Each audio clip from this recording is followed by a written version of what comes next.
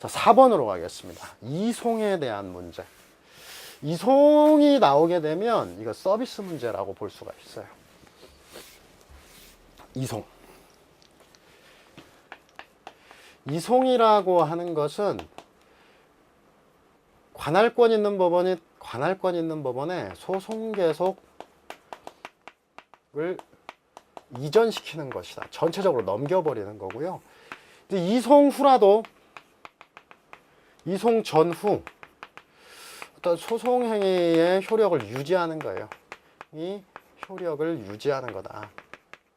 그대로 이어서 간다. 이송은 그러려고 하는 거예요. 원래 그냥 여기서 끝내고 종결시키고 다른 법원에 새로 시작하면은 처음부터 다시 가니까 이제 지루한 반복이 된다. 그래서 이송이라고 하는 것은 일단은 여기서 했던 걸 그대로 옮겨가지고 그 다음으로 옮기는 거예요. 그래서 소송행위의 효력을 유지하는데 이송은 필요적 이송이 원칙입니다.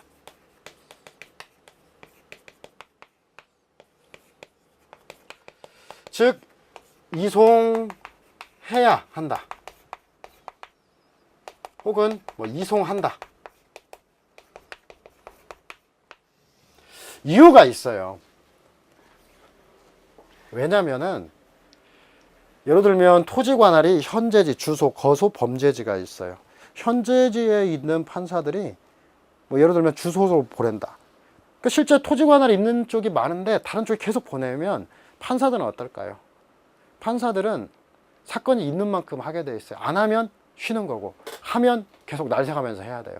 판사들은 자기한테 쓸데없이 오는 게 짜증난단 말입니다. 그래서 임의적 이송으로 만들어 놓으면 서로 막 보낼 거 아니에요. 그럼 판사 사이에 하기 싫은 일들이 몰릴 거다. 그래서 이러한 것들 판사들 사이에 서로 하기 싫어하니까 사유가 발생하면 반드시 이송하도록 딱 만들어 놨어요. 사유 발생 시. 다만 이제 예외와 관련해서 임의적 이송이 있는데 임의적 이송으로는 하나만 기억하면 돼요. 현재지로 이송할 수 있다. 물론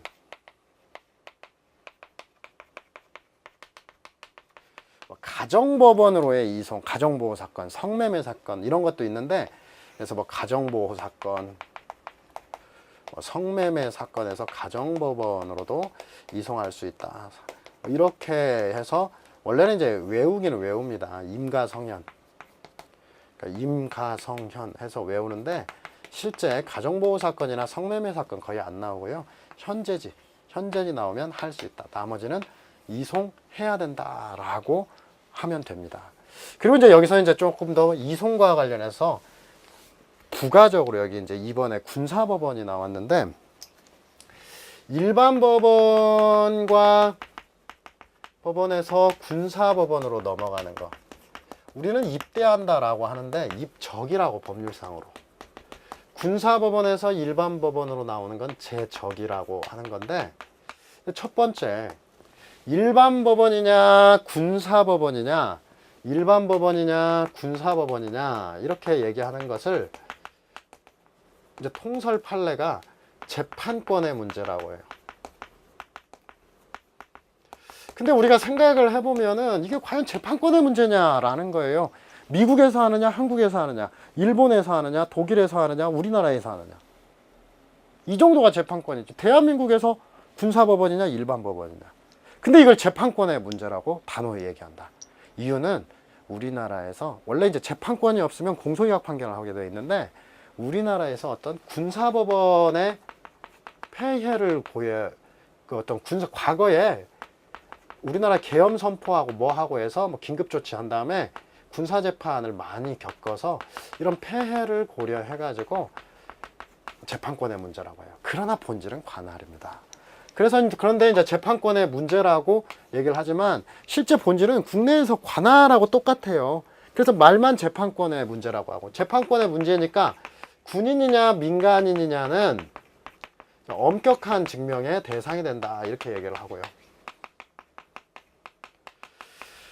그러나 사실은 관할에 준하여 바로 이제 군사법원과 이제 일반 법원 사이에 무슨 일이 있으면 이송한답니다. 군에 입적하면 군사법원으로 이송한다. 군에서 제적하면 일반 법원으로 이송한다. 그 다음에 두 번째에 있어서 사실 미국에서 한 소송행위가 대한민국에 와서 유효할까요? 그런 것도 아닌데 어떤 군사법원, 일반 법원, 군사 일반 이송 시 소송행위의 효력에는 영향이 없다. 효력에 영향이 없다. 즉 유효하다고 얘기를 하고요. 그 다음에 또 한 가지 이제 특기할 만한 게 군사재판 확정 후 군에서 제적했다.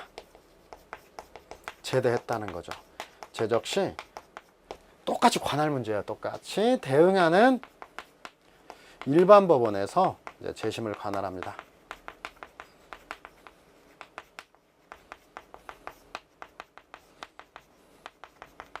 나왔으니까 조금 더 정리하겠습니다. 네 번째 이제 군사법원의 재판 체계는 자, 보통 군사법원, 그 다음에 고등군사법원 2심, 그 다음 세 번째 대법원입니다. 일반 법원으로 들어옵니다. 대법원으로.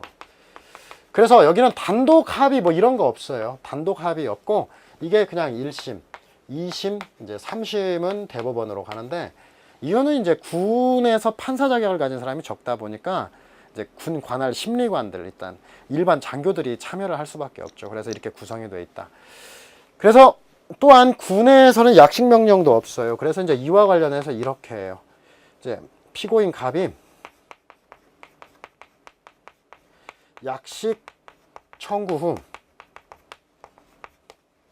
군에 입적 시 약식 법원은 어떻게 해야 될 것이냐.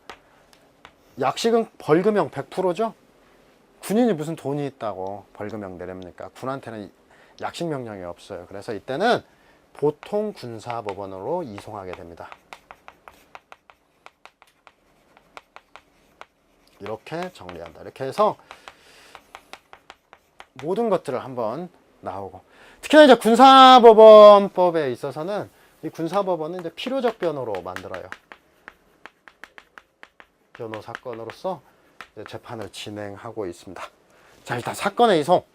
피고인이 국민 참여를 원하는 의사를 표시한 경우 지방법원 지원 합의부가 배제 결정을 하지 않은 경우 회부 결정, 본원 합의부로 국민 참여 재판은 항상 본원 합의부만 실시합니다. 뒤에 이송하여야 한다. 이송은 하여야 한다만 보면 돼요.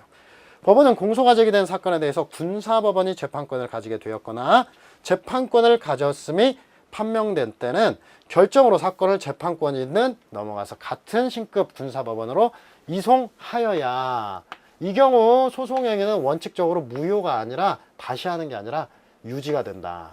그대로 간다는 거예요. 자, 그 다음에 단독판사 관할 사건이 합의부로 변경된 경우에는 관할권 있는 법원, 고등법원으로 이송한다. 이렇게 되죠.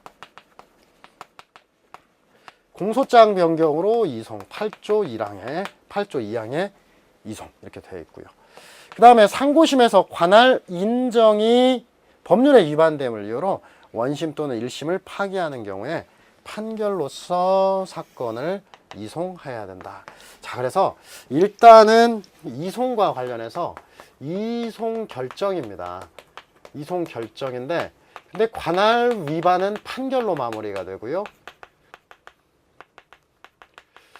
그 다음에 관할과 관련해서 파기 환송 판결과 파기 이송 판결을 구분해 놔야 돼요.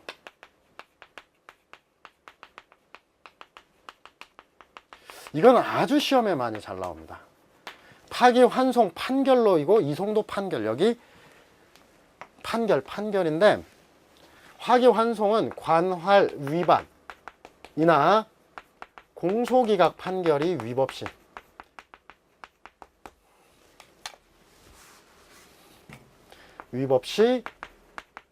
파기 환송 판결. 파기 이송 판결은 관할 인정이 위법 시. 여기 위자가 다 들어가니까 이것만 하나 외워요. 이인. 이인 해가지고 그 다음에 판결로서 마무리된다. 어디로 이송한다? 이송은 보통 결정인데 파기, 이송, 판결만 하나 있어요. 그리고 이송은 다 하여야 한다. 현재지, 현자 나오면 할자, 할 수 있다. 이렇게 매치업을 시켜서 보면 되겠습니다. 자, 그래서 4번의 문제에서 이제 4번 파기, 이인, 인정이 위법시 판결로서 이송하여야 된다. 이게 파기, 이송, 판결이에요. 이렇게 보겠습니다. 여러분들에게 이제 전체적인 이번 강의의 흐름을 설명을 드리게 되면은 1회 문제를 전체적으로 풀 거예요. 그래서 1회 40문제를 가지고 처음부터 끝까지에 있는 테마들을 이런 식으로 이렇게 정리를 해드릴 겁니다. 정리를 해드리고 그 다음에 이제 2회 이후에는 이제 최신 판례, 그 다음에 추가하는 논점 위주로 추가 정리를 해드리겠습니다. 그리고 나머지 문제는 여러분들이 푸셔야 되고 제가 이렇게 서브한 내용들과 을 가지고 좀 정리를 해가면서 하시면은 여러분들이 아주 효율적으로 문제를 풀겠습니다. 1강은 4번까지 이송에 대한 정리까지 해서 먼저 마치도록 하겠습니다. 감사합니다.